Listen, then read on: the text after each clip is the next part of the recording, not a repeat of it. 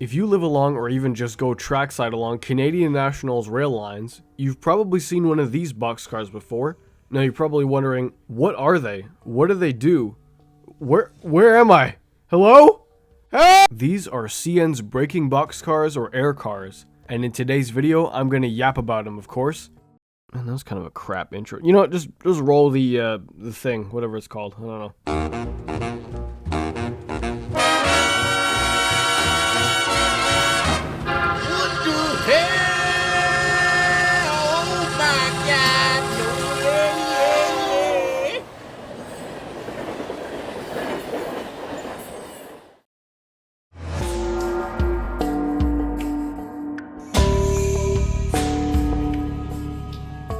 I know a lot of people complain that I didn't properly explain what slugs do in that video I made on them like a month ago now or so I'll try my best to explain these cars better later in the video.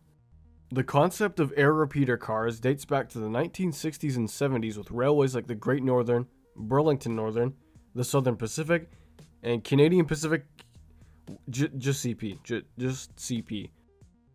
Wow, I can't believe I almost said CPKs. Ah! The rail companies would convert 40 and 50 foot boxcars into air repeater cars.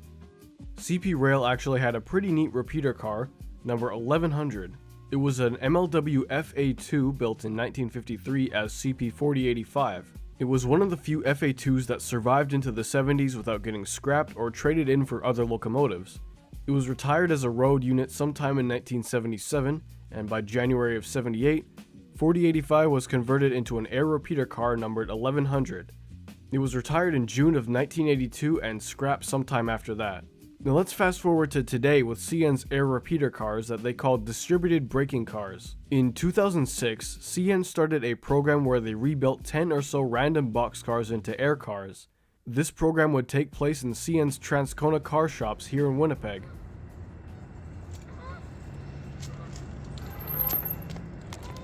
Alright, quick immersion break. I was watching the clips I got of these boxcars in late 2022 and they're all hot garbage. So I hopped on my bike that I like to call Mercedes Broke, and I went and got some slightly better footage. That's all. Alright, let's get back to the video. This program would take place in CN's Transcona car shops here in Winnipeg. The cars are of different origins, lengths, and manufacturers. Some are 50-foot boxcars, some are 60-footers. In fact, many of the older boxcars were originally owned by BN and CP Rail.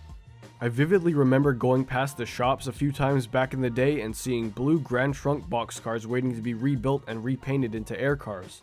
CN's cars, similar to the ones on the BN, are equipped with generators, thermostats that kick on when it drops below freezing, beacons, as well as GPS domes on the roof. They're also equipped with flashing rear end device or FRED lights, so these cars could be used as an end of train device instead of the small thing that attaches to the knuckle on the last car of the train. In that sense, it's sort of like a modern day caboose that you can't ride in at all. Now, where on CN system will you see these boxcars? Basically throughout the Midwestern US and all of Canada. There's no limit to what these trains can be seen on. Could be the extra long hotshot intermodal trains running across Canada, or mixed freight trains running from Edmonton to Chicago. Now, why exactly does CN have them, you might be asking? CN has them to keep air pressure in the brake lines consistent in the cold months, and also to cut down on fuel costs. Instead of having extra locomotives in the middle or at the end of trains, they can have maybe one or two engines up front, and an air car in the middle or at the end of the train. Pretty smart. Today, CN says they have over 100 of these cars currently running system-wide. I'm sure that number also includes these here. These are CN's air containers.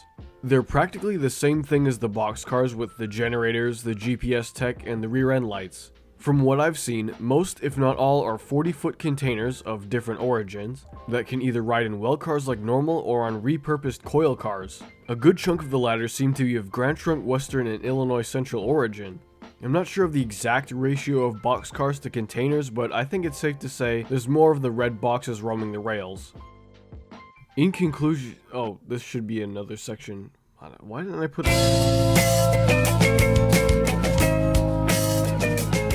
So, to sum up what these cars do, how they work, and all that, Air cars, or distributed braking cars, help keep the air pressure in a train's brake lines consistent in the colder months and climates.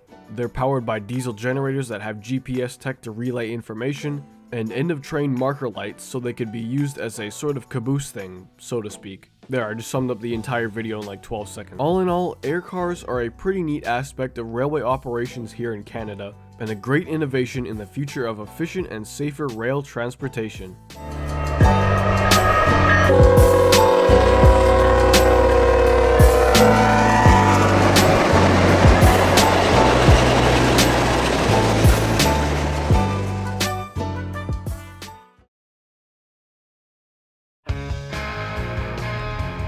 Bro, I had to re-record the entire last like couple minutes of the script because Audacity hit the Fent card or something like that. I don't know, it just cut out during the air container segment and replayed the script from the beginning of the video. That was just awesome to find out about like halfway through editing.